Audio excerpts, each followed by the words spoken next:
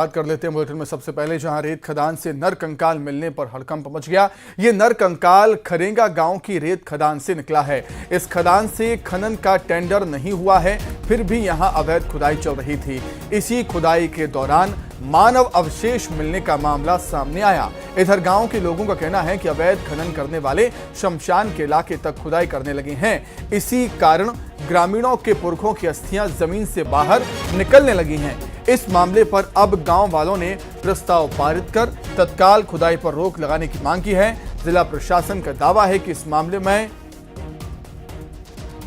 कार्रवाई होगी। धमतरी एसडीएम के मुताबिक खुदाई में जो निकला है वो मानव अवशेष है कि नहीं, बल्कि कुछ मानव अवशेष नहीं है, ये बात कही गई है एसडीएम की तरफ से, और कुछ कपड़े और पूजा का सामान इसे बताया गया है।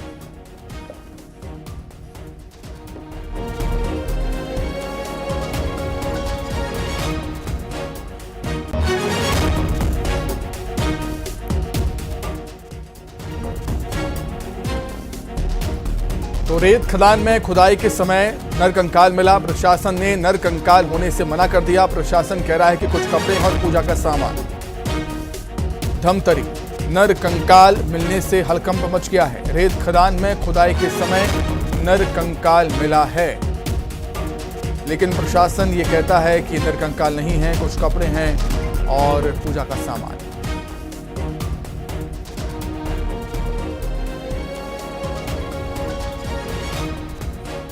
ग्रामीणों ने पुरखों की अस्थियां बताई हैं। शमशान तक खनन का आरोप भी लगाया।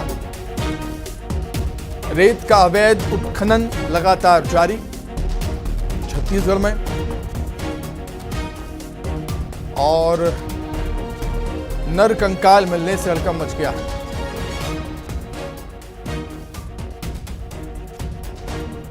लेकिन प्रशासन इनकार करता है नरकंकाल होने से। ये नरकंकाल खरेंगा गांव की रेत खदान से निकला। इस खदान से खनन का टेंडर नहीं है, फिर भी यहां अवैध खनन चलता है।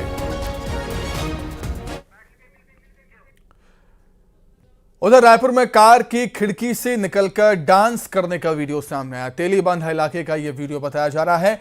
युवक खिड़की से निकलकर डांस कर रहा था। ये तस्वीरें आपके सामने। एक युवक सनरूफ के बाहर निकला हुआ डांस कर रहा है, दूसरा खिड़की से बाहर निकला हुआ डांस करता हुआ आपको नजर आएगा। ट्रैफिक पुलिस इन युवकों की तलाश कर रही है।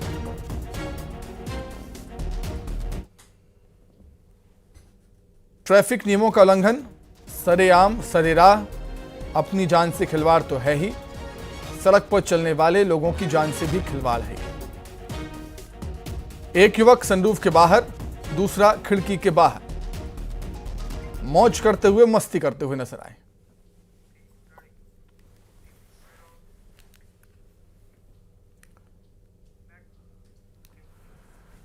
उधर धमतरी में महिलाओं ने हंगामा किया। जनपद कार्यालय में हंगामा किया है। पीएम आवास को लेकर आरोप लगाए हैं। कहा है अचानक 72 लोगों का नाम गायब कर दिया गया। रोजगार सहायक पर गंभीर आरोप लगाए गए। मामले की जांच का भरोसा ग्रामीणों को, महिलाओं को मिला है। आश्वासन मिला है एक बार फिर से ग्रामीणों को। धमतरी में महिलाओं ने जमकर हंगामा कर दिया। जनपद दफ्तर पहुंचकर पीएम आवास को लेकर आरोप है महिलाओं का। ग्रामीणों का कहना है कि अचानक 72 लोगों के नाम गायब कर दिए गए। पीएम आवास योजना के अंतर्गत जो नाम थे, अचानक से 72 नाम गायब कर दिए गए। रोजगार सहायक पर गंभीर आरोप लग रहे हैं और मामले की जांच का भरोसा प्रशासन की तरफ से, पुलिस की तरफ से महिलाओं को, ग्रामीणों को मिला है।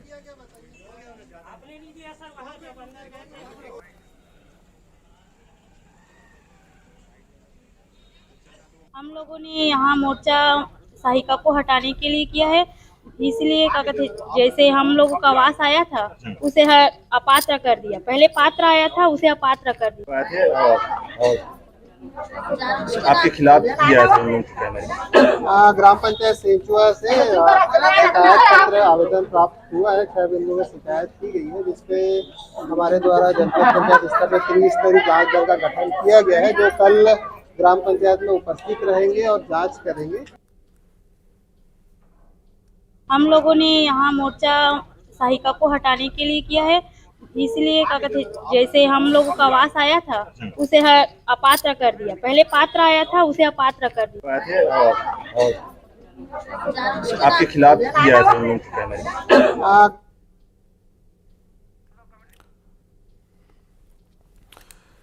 तो रोजगार सहायक पर गंभीर आरोप लग रहे हैं। लोगों को अपात्र करने के आरोप यहां पर नजर आ रहे हैं, जो कि ग्रामीणों ने, महिलाओं ने आरोप लगाए हैं अपात्र करने के। अचानक से 72 नाम गायब करती गए। अधिक जानकारी के लिए हम बातचीत करेंगे। अभिषेक पांडे हमारे साथ जुड़ गए हैं। अभिषेक, पीएम आवास योजना के अंतर्गत सरकार ने दावा किया था कि 18 लाख लोगों को पीएम आवास योजना का लाभ दिया जाएगा, सरकारी मकान दिए जाएंगे, लेकिन अब ये बात सामने आती है कि अचानक से 72 लोगों के नाम गायब हो जाते हैं। चौंकाने वाला मामला अभिषेक ये। जी बिल्कुल, क्योंकि पिछली सरकार में बहुत बड़े पैमाने पर जो आवेदन थे प्रधानमंत्री आवास के, वो पेंडिंग थे, उन पर काम नहीं हो पा रहा था और लोगों को पैसे नहीं मिल पा रहे थे। उसके कई राजनीतिक कारण भी थे, लेकिन अब जैसे ही सरकार बदली है उसी पैमाने पर सारे लोग फिर से आवेदन कर रहे हैं और रोजाना कलेक्ट्रेट में और अन्य कार्यालयों में, ब्लॉक के कार्यालयों में रोजाना आवेदन लग रहे हैं। और इतनी भीड़ के बाद प्रशासन के सामने भी एक बड़ी चुनौती है कि अपात्रों को कहीं इसका स्क्रूटनी हो रही है और इसमें भी कहीं ना कहीं गड़बड़ी सामने आ रही है। ये मामला भी कुछ ऐसा ही। ठीक है अभिषेक, बहुत शुक्रिया आपका जुड़ने के लिए, तमाम बातचीत के लिए आपका बहुत धन्यवाद। बिलासपुर से बड़ी खबर, जहां वकील के साथ पुलिसकर्मियों ने मारपीट की, घर से निकालकर पीटा है। पुलिसकर्मियों ने वकील को, मारपीट का वीडियो सामने आया है। मारपीट की घटना से वकील नाराज हैं। वकीलों ने एसपी कार्यालय का घेराव भी कर दिया। बड़ी खबर आपको बता रहे हैं बिलासपुर से। ये तस्वीर भी सामने आई है, आप तस्वीरों में देख सकते हैं किस तरीके से एक वकील के साथ मारपीट करते हुए पुलिसकर्मी नजर आए और इससे वकील एसोसिएशन, एडवोकेट एसोसिएशन नाराज है। कई वकील पहुंचे एसपी दफ्तर, घेराव किया, शिकायत की। तो ऐसी हम दोनों पत्नी के बीच ऐसी बातचीत हुआ तो किसी अनजान व्यक्ति के द्वारा 112 को फोन कर दिया गया। तो वहाँ पे 112 की टीम आई तो मेरे घर में दरवाजा को बिना घंटी बजाए, बेल बजाए घर अंदर घुसे। तो मेरी पत्नी ने कहा कि आप घर अंदर कैसे आए, क्या किस कारण आए? तो बोले हम अनुराग पांडे को उठाने, गिरफ्तार करने आए। तो बोले इनके खिलाफ मामला क्या है? तो बोले पता नहीं, इनके खिलाफ शिकायत है। तो शिकायत किसने किया, क्या किया, ये बताइए। तब मेरी पत्नी ने और मैंने इसका विरोध किया। तो उसके बाद उन्होंने पहले मेरे मोबाइल को पकड़ा, बोला बहुत वकालत दिखा रहा है, तेरे मोबाइल को तोड़ा, ये मेरे फ़ोन को। उसके बाद मेरे साथ मारपीट की और बीच बचाव करने पर मेरी पत्नी के साथ मारपीट की, आरक्षक और उसके साथ। कांकेर से बड़ी खबर, 2 इनामी नक्सली गिरफ्तार हुए हैं। सर्चिंग के दौरान जवानों ने इन्हें पकड़ा। दोनों नक्सली पर 5-5 लाख का इनाम है। उत्तर बस्तर डिवीजन में ये एक्टिव थे।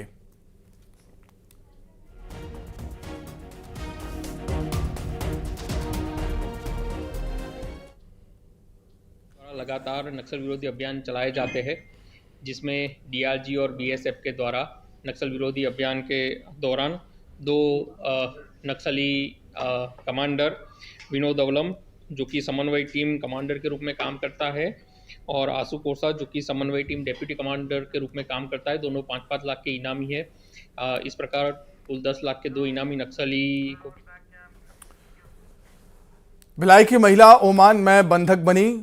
छोड़ने के एवज में 3 लाख रुपए की मांग की गई। बेचने की धमकियां भी दी जा रही थी महिला को। होममेड बनकर गई थी ओमान। पीड़िता ने वीडियो जारी कर मदद की मांग की है।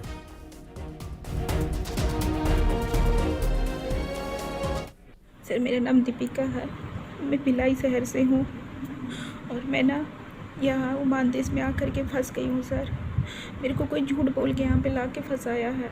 मैं चाह कर भी यहाँ से नहीं निकल पा रही हूँ, पूरा बंद कर दिए हैं। मेरे को इन लोग मारे पीटे और फिर मैं बोली कि मुझे घर जाने दो, तो बोलते हैं इन लोग कि तुम मुझे 2 से 3 लाख रुपए दो, उसके बाद तुम जाना यहाँ से, वरना तुमको हम लोग जाने नहीं देंगे यहाँ से, वरना दूसरे जगह बेचेंगे और तुमसे पैसा वसूल लेंगे। सर मैं क्या करूं, मुझे बचा लीजिए सर, मुझे दूसरी जगह नहीं बिकना है सर, मुझे बचा लीजिए। बहुत तकलीफ में हूँ सर, बहुत टॉर्चर करते हैं लोग, बहुत गाली गलौज भी करते हैं सर, मैं बहुत परेशान। ओमान में रह रही महिला जो मदद की गुहार लगा रही है भारत सरकार से, और एक वीडियो भी जारी हुआ है और उसके पति जो है हमारे साथ में है, जोगी मुकेश नाम है इनका। देखिए पूरे मामला बताइए कि किस तरह का मामला था इसमें। मेरा नाम जोगी मुकेश है, मेरी पत्नी का नाम जोगी दीपिका है। उनको धोखाधड़ी से यहाँ से लेके गया है। कुर्सी पार्क के किसी व्यक्ति से संपर्क हुआ, उन्होंने नंबर दिया अब्दुल्ला नाम के व्यक्ति का, अब्दुल्ला नाम के व्यक्ति से, मतलब हैदराबाद के अब्दुल्ला नाम के व्यक्ति का नंबर दिया। उन्होंने आपस में संपर्क करके फिर कुछ दिन बाद फिर हैदराबाद बुलाया उनको कि आपका वीज़ा वगैरह लग गया करके। फिर वहाँ से जाने के बाद फिर वहाँ हैदराबाद से फ़्लाइट हो गया था इन लोग का। फिर इन लोग को टूरिस्ट वीज़ा में धोखेधड़ी से भेज रहे थे। भेजते समय फिर इन लोग पकड़ा गए हैदराबाद में पकड़ाने के बाद फिर वहाँ से कैंसिल हो गया इनका वीज़ा। फिर कोचिंग गई, फिर कोचिंग भेजे इन लोग को, बोले पैसा इतना खर्चा हुआ, एक और बार ट्राई करते करके कोचिंग भेजे। कोचिंग भेजने के बाद फिर वहाँ से फिर जैसा तैसा करके पार हो गए। पार होने के बाद फिर वहाँ जा जैनब नाम की औरत इनको पिकअप करने आई, जो उनकी एजेंट बनी रही वहाँ तक के। उनके हफीजा नाम की औरत के घर के बाजू वाली जो उसकी मालकिन है, उसके बाजू में ही रहती है। ये जैनब कौन है? जैनब है उनकी वो मतलब एजेंट ही है। फ़ोन वगैरह का भी कनेक्शन वगैरह बंद कर दिए हैं, तो आप देखिए जल्दी। क्या ये ऐसा लगता है कि मानव तस्करी से लोग जुड़े हुए लोग हो सकते हैं क्या? जो जुनैद, जो महिला का नाम सामने आ रहा है मस्कट में जो मिली थी, या बाकी लोग जो मिले थे लोग? अब वो तो उतना तो पता नहीं है सर, मानव तस्करी वगैरह, लेकिन जो भी हो वहाँ जा तक आप क्या चाहते हैं, कहाँ शिकायत की और क्या अभी रिस्पांस मिला इसमें? छावनी थाना में शिकायत किया मैं, अपने क्षेत्र के छावनी थाना में।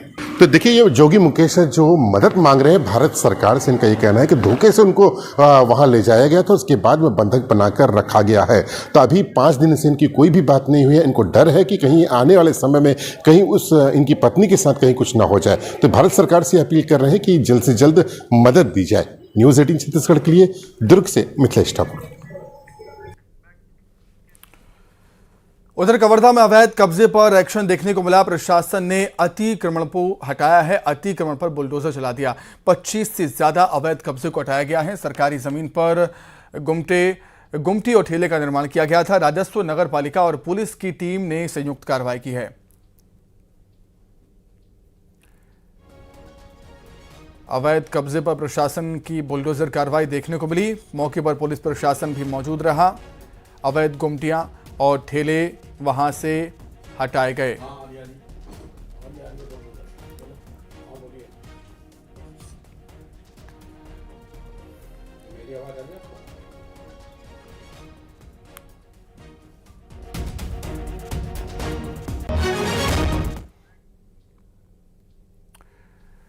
उधर रायगढ़ में अवैध निर्माण पर बुलडोजर चला है। चक्रधर नगर में प्रशासन की कार्रवाई देखने को मिली है। नालों से अतिक्रमण को हटा दिया गया। कार्रवाई के दौरान सुरक्षा के तगड़े इंतजाम भी रहे। तस्वीरें आपके सामने। रायगढ़ में भी बुलडोजर की कार्रवाई देखने को मिली है। कार्रवाई के दौरान सुरक्षा के पुख्ता इंतजाम थे। रायगढ़ में अवैध निर्माण पर बुलडोजर चला। चक्रधर नगर में प्रशासन की कार्रवाई देखने को मिली, जहां अवैध अतिक्रमण को तोड़ा गया है। अवैध निर्माण को बुलडोजर के जरिए हटाया गया।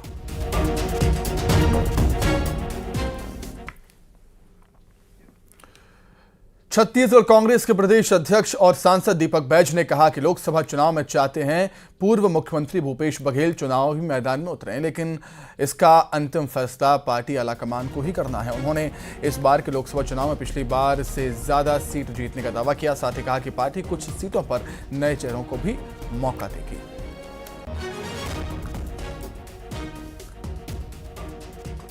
अध्यक्ष और सांसद दीपक बैज मेरे साथ हैं। सर, कल स्क्रीनिंग कमेटी की बैठक हुई थी। वहां पे हालांकि स्क्रीनिंग कमेटी के अध्यक्ष और प्रदेश प्रभारी ने साफ कर दिया कि अब दोबारा नहीं होगी स्क्रीनिंग, कोई जरूरत नहीं है, सभी 11 सीटों पे नाम तय हो गए। कल स्क्रीनिंग कमेटी का बैठक हुआ। स्क्रीनिंग कमेटी के चेयरमैन माननीय रजनी पाटिल जी, पूरे मेंबर और हमारे छत्तीसगढ़ प्रभारी सचिन पायलट जी और हमारे छत्तीसगढ़ के वरिष्ठ नेताओं के साथ बैठकें हुई।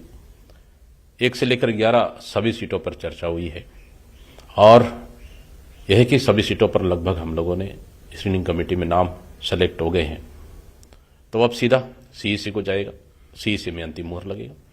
क्या कुछ सीटों पे पैनल भी है, एक से ज्यादा नाम है? हाँ, कुछ सीटों में पैनल है और जो सिंगल जिन सीटों पे हुआ भी होगा या फिर पैनल भी है, वो सभी सीटें सीईसी में जाएगा।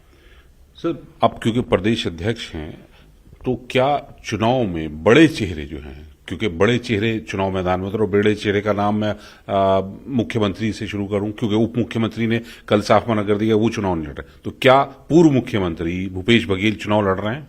देखिए, हम तो चाहते हैं कि कुछ बड़े चेहरे भी चुनाव लड़ लें, जिससे क्या है, एक छत्तीसगढ़ में एक नया माहौल बनेगा और हमारे कार्यकर्ताओं में उत्साह भी रहेगा।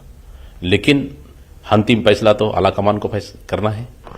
तो दीपक बैज कह रहे हैं कि अंतिम फैसला आलाकमान को करना है, लेकिन संगठन चाहता है कि भूपेश बघेल भी चुनाव मैदान में ताल ठोके। कैमरामैन प्रकाश के साथ नई दिल्ली से अशरफ काज़मी, न्यूज़ 18। उधर छत्तीसगढ़ में लोकसभा चुनाव से पहले एटीएम पर फिर से सियासत गर्मा गई है। कांग्रेस ने बीजेपी सरकार को बैक बताते हुए निशाना साधा।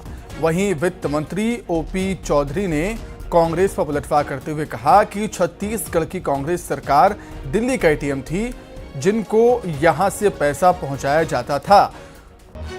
वहीं भूपेश बघेल ने प्रदेश की बीजेपी सरकार को दिल्ली का बैंक होने का आरोप लगाया है। फिलहाल यहां पर रुकेंगे छोटे से ब्रेक के लिए।